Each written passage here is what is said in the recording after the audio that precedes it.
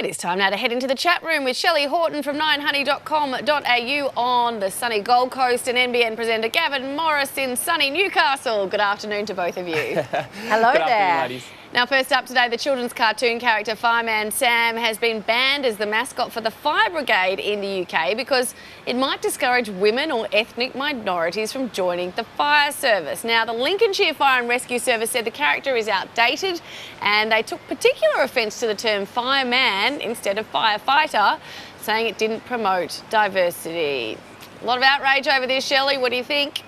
I think they're exactly right. It needs to be changed. You can't be what you can't see. So the fact that they have had years and years and years of trying to get women to become firefighters and they're not succeeding, you need to make some changes. So please do not say this is PC gone mad. It is not. It just makes absolute sense. Really? I mean, Yes. This is a cartoon character. You don't aim to be a cartoon character. So make it Firefighter Samantha and Firefighter Sam. Don't be exclusive. Wow, Gavin, what do you reckon? Ridiculous, or does Shelley have a point?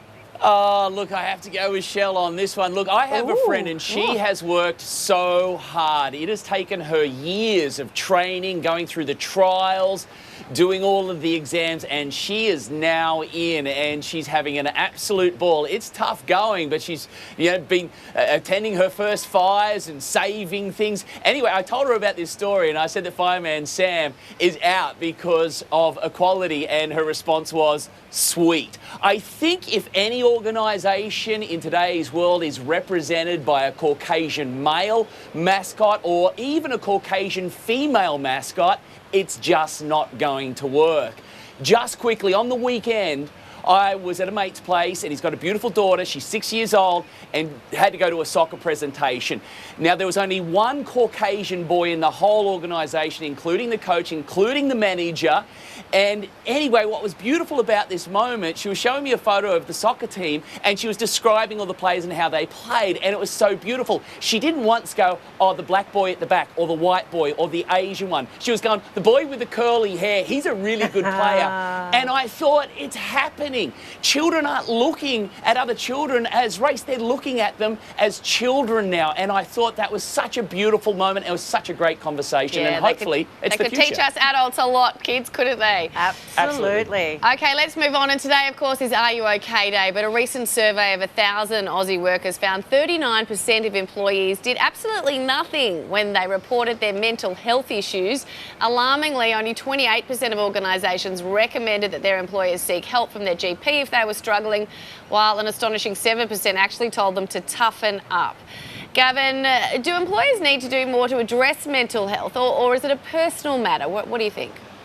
It's both. First and foremost, it's personal. First of all, you have to accept what's happening to you, and that is really the first major step. I think the first thing to understand is that not everybody is crazy and not everybody is depressed, but we can be crazy at times, or we can have crazy things going on around us, and we can have really depressing moments in our lives as well. And dealing with that can take its toll. Sometimes you're going through something and you don't even realise what's happening to you until it's too late, and you think, wow, looking back, I really should have got help during that period. I think it's difficult. Large organisations, they do offer a lot for their employees, but smaller businesses, I think it's really, really difficult. And you don't want to be that employee. You don't want to be the one that's painful and difficult to look after. So it takes a lot for both the employer and the employee to work together to have a successful outcome. Yeah, I agree. Shelley, do you think there is still a bit of a stigma about mental health in the workplace? We've certainly come a long way. Have we gone far enough? We have come a long way, but not far enough. I'm afraid I do think there is still a stigma. I mean, if you compare someone who breaks their leg and how they're treated at work to how someone says, I'm having some mental health issues, and how they're treated, it's chalk and cheese. I think it's almost to the stage where we need to, put a bandage around your head so that people make that correlation that it's okay and it's fixable, but they're just having a bit of a tough time. I think particularly on Are You OK Day, it's about being comfortable enough to say I'm not doing okay, and for the other person to listen And if you don't feel equipped as an employer to help that person, there are so many counselling services that you can contact to get some advice. So don't put it in a box, actually be proactive and do something about it. Yeah, and I think as Gav said, as an individual, often it's really hard to recognise it yourself. You look back in reflection and you think, wow, that was a really tough time. I obviously really struggled. So it is important that I think those around us, you know, be it our family or our friends or our work colleagues,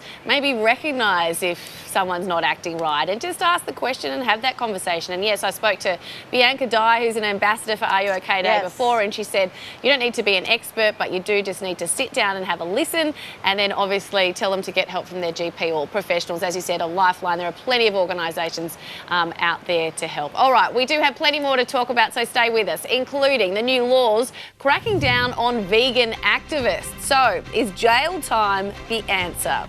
And the mum sparking furious debate online for serving her children out-of-date milk. Yuck. Stay with us.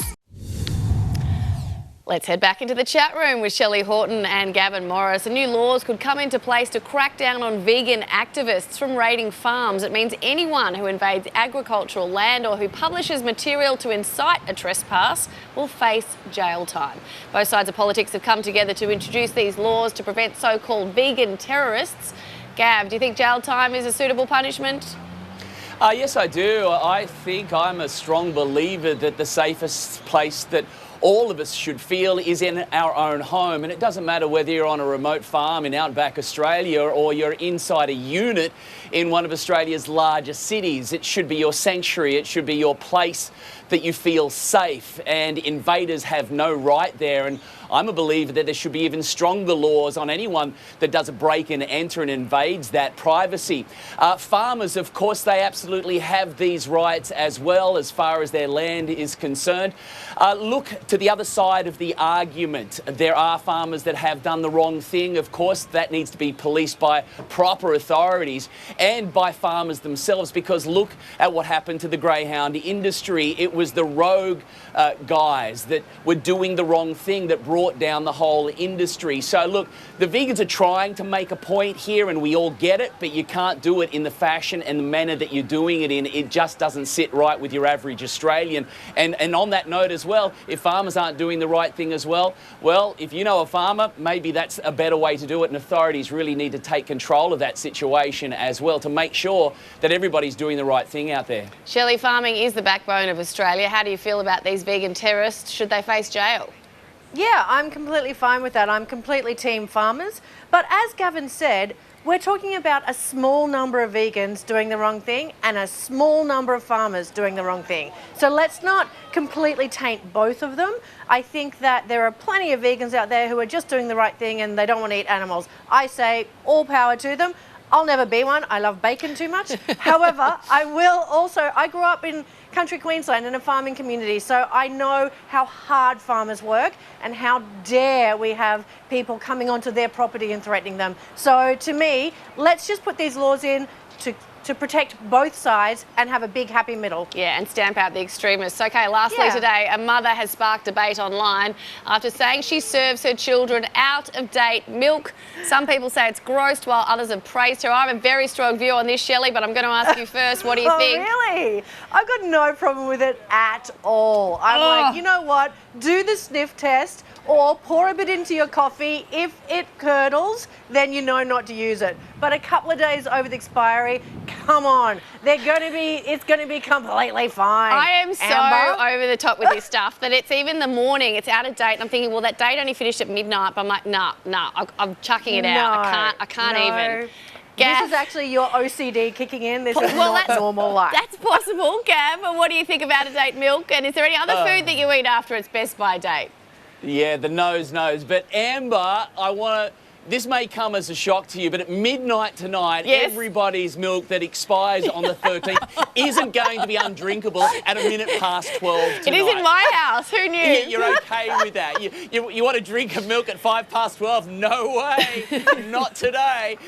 Milk will last about 4 to 7 days after the expiry date if it's been refrigerated. If it hasn't been open, you can actually open it after the expiry date. So it actually lasts quite a long time. time. So don't freak out. Can I just Abby. say, no one, knock wood, no one in our family has ever had gastro. We've never had stomach bugs. We've never had food poisoning. Maybe ever. they also need a bit of extra bacteria in those guts to like strengthen them up. Look, I've got some mustards and things in my cupboard, and I'm sure it's 1985. Oh, So we've got to leave it there. I'm pulling the pin early. Gavin, Shelley, thank you so much for chat room. It's Thank time now you. for Nine's Bye. Afternoon News.